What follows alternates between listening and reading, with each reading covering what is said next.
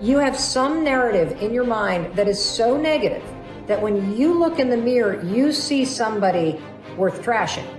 You see what's wrong. You pick apart your appearance. And I want to reverse that, because here's the deal about self-confidence. Self-confidence begins with you. You realize the word self is in there, right? I can't give you confidence. I can give you a little boost. I can give you tools. I can encourage you. But confidence is forged in fire. It's something that's within you. And here's the thing I want you to realize about confidence. You are a confident person. That's why you miss feeling that way. You can only miss what you know. You've just been blocked from the feeling of it. And wherever you are right now in your life, I'm telling you, confidence is in there. You just got to figure out how to tap into it. If you're holding on to something that does not serve you, you are making a terrible error. It's going to cause all kinds of problems. You may blame other people or other things. You may blame the situation. It's you are the cause of the problem. The man that told me to pick up this book and read it, Ray Stanford, he had a saying. He used to say to me, Bob, you're the only problem you'll ever have, and you're the only solution. I think it might have taken me 5 years to understand it. But I do understand it. And you know something?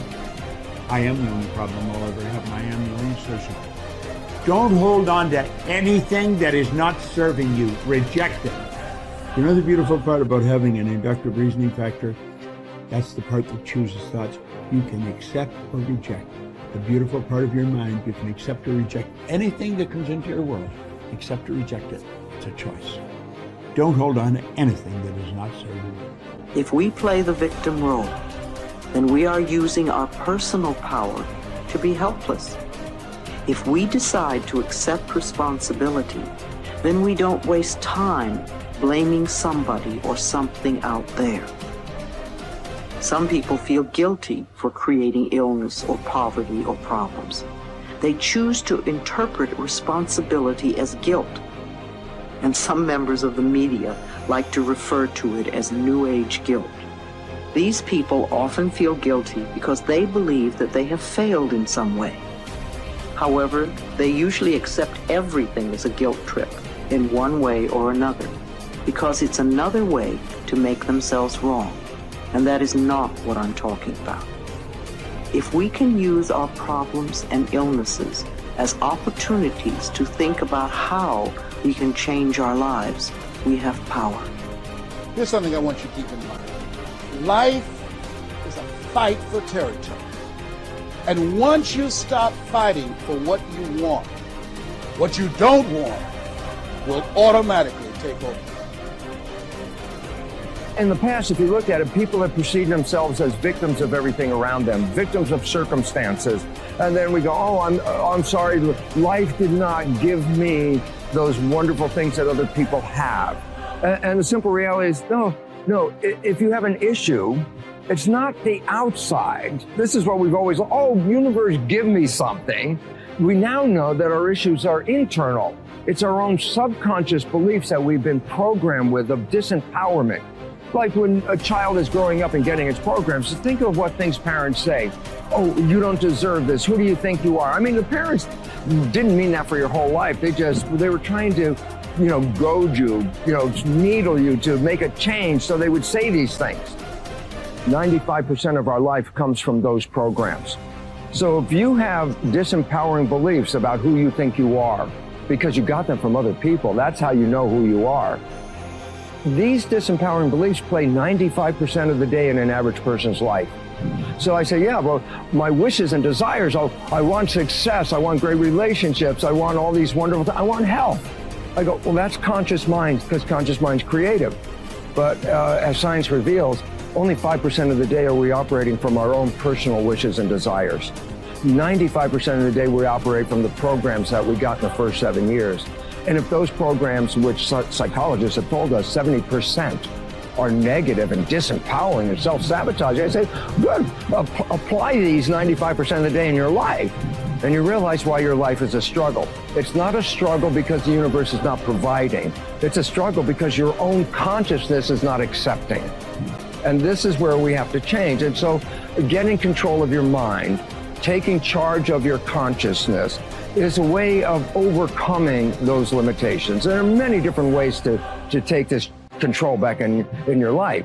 And one of them is the ability to, like in yoga, for example, to be the master of your mind and not let it run the monkey mind. Let it run. No, I want this. Don't let this other one go.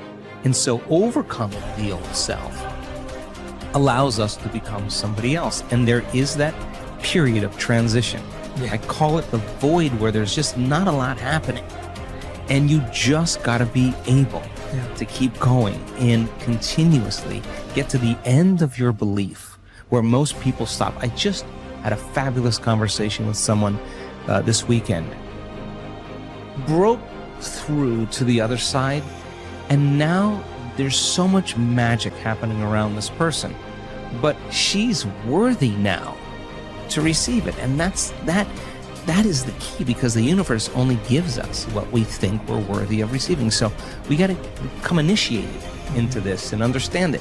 Thousands of years of programming that says that we have to change things matter to matter, in three-dimensional reality. And it will take time, but to begin to connect to that resource called the quantum field and create from the field instead of from matter, there's a lot of unlearning that has to go on. You have to really begin to mentally rehearse. So you ask yourself at the end of your day, I do this every day. How'd I do? How'd I do today, bro? How'd you do? Just do good? Where'd you fall from grace? What was it that caused you to go unconscious for the rest of the day? What was that moment? Now, if you're a student of life, you'll begin to contemplate, well, it was that person that said that thing, then I reacted, or I got this email, or things didn't go my way, and I started feeling angry or frustrated or fearful. The next time that happens, how could I evolve my experience? Now, you may have to search for some answers of the best model to build, or you may actually have a long contemplation and start to go, God, the next time that happens, I think I'm going to do this, or I'm going to do that, or I'm going to plan my behaviors. And the act of closing your eyes and rehearsing what you're going to do begins to install the neurological hardware in your brain to look like you already did it. Now the brain is no longer a record of the past. Now it's a map to the future. And if you keep installing that hardware, the hardware will become a software program, which means you'll just start acting like a happy person. Why? There's no magic there. You installed the circuitry. So that's more important than the news. Right. It's more important than answering any email or any text. It's more important than talking about your past. If you want to enjoy self-confidence on the outside, you must practice complete integrity on the inside. The foundation of self-confidence is for you to live your life consistent with your innermost values and principles, while thinking and acting in harmony with your highest aspirations. Men and women with the most solid self-confidence are those who are absolutely clear about what it is they believe to be right and good and worthwhile, and who live their lives consistent with these values. Everything they do or say is an expression of their innermost convictions. Your whole world can fall down around you, but as long as you know that you are doing the right thing, you will have a deep inner sense of calm that will manifest itself in an attitude of confidence and self. In an attitude of confidence and self-assurance in any situation. You will have many ups and downs in life. But what is most important is that you remain true to yourself. Your true values are only expressed in your actions, in what you do. You can tell what you truly believe by observing what you do in any situation in which you have to make a choice, especially when you are under stress and pulled in two directions at once, with opposing demands or responsibilities. This is when your true values are revealed. The action that you take in any given situation will tell you which of your values is uppermost or whether you have any values at all. It is not what you say, hope, wish, or intend, but only what you do that counts. Your choices of the actions you take tell you unerringly who you really are. You can develop within yourself a superb set of values by acting as though you already had those values. You can develop integrity and courage and compassion and confidence by behaving as though you already had these qualities. The more you act the part, especially when you demonstrate these qualities under stress or when you feel like doing or saying something else, the more rapidly these qualities become a permanent part of your mental makeup. The more you practice good values, the more rapidly you become a truly superior person. The keys to developing the unshakable self-confidence that will make everything else possible for you are self-control, self-mastery, and self-discipline. Self-confidence can come directly by behaving in a self-confident manner, but more often it comes indirectly by doing and saying the things and practicing the behaviors that lead to self-confidence. The most important self-development behavior is living consistently with your highest values at every opportunity